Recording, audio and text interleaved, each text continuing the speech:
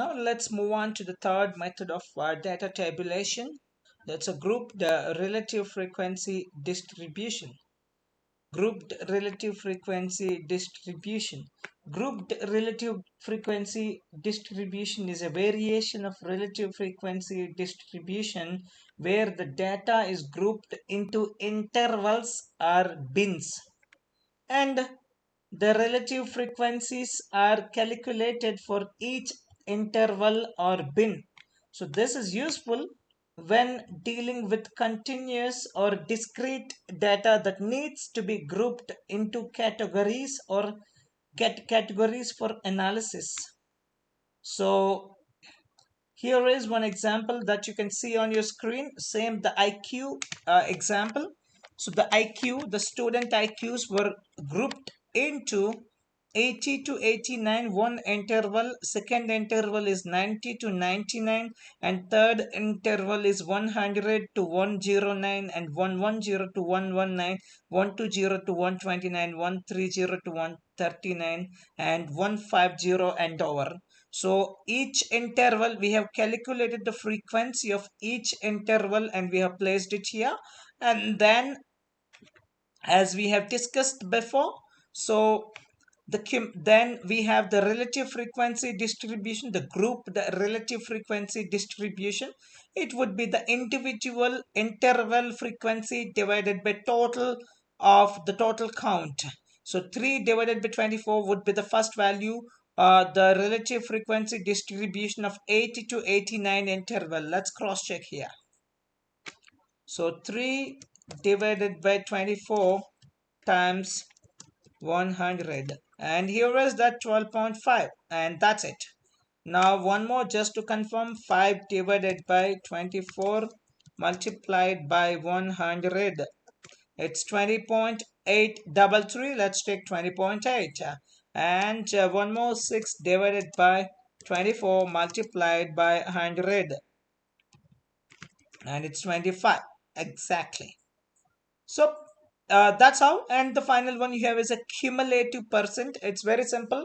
Just keep on adding the relative frequencies percentages, then you will get the cumulative. That's just to prove that the total will become 1 or the total will become 100. That's why we use the normalized argument. That's why we are normalizing everything. We are normalizing. This is called normalization.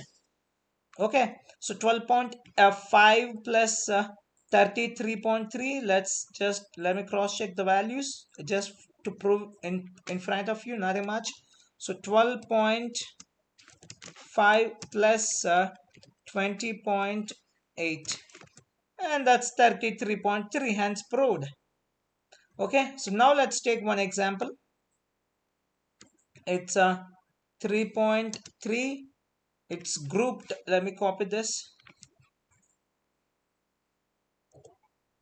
3.3, it's a grouped relative frequency distribution.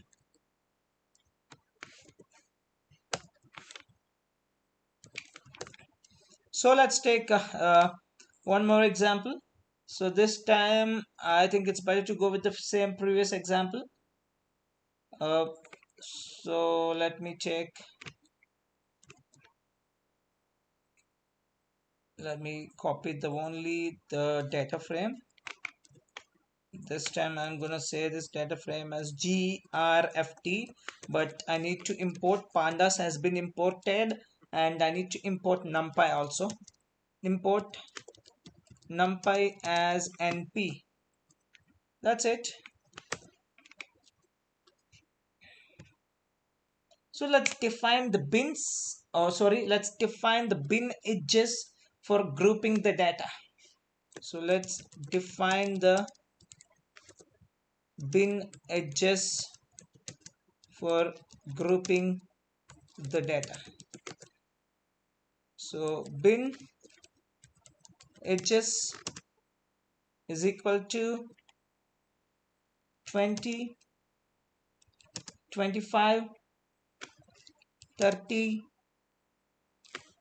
35 and 40. So then bin edges has been defined. Then after that we'll be defining. So let's group the data into bins and calculate the relative frequencies. That's what we're gonna do. So let's group the data into bins and calculate the relative frequencies. So age bins, let's make age bins now.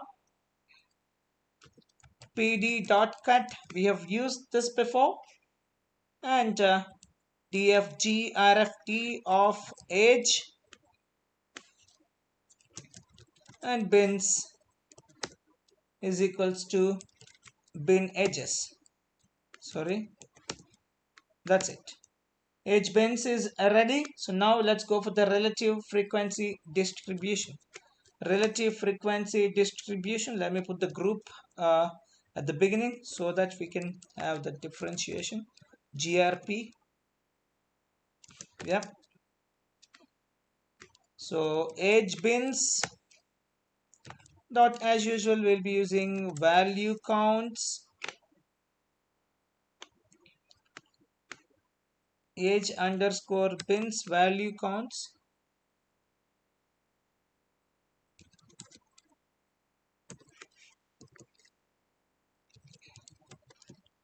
Only thing is we have to normalize.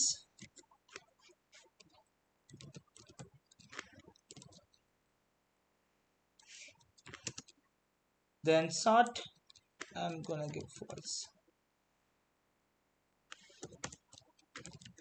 That's it. Print grp, and here is your response. If you want to zoom it, yep. And if you want to more, and 20 to 25.4166, 25 to 30 it's 0.41, and 30 to 35.16, and 35 to 40 it's a 0 point okay, it's 0.00. That's fine, absolutely. So, but that's how our grouped relative frequency distributions work.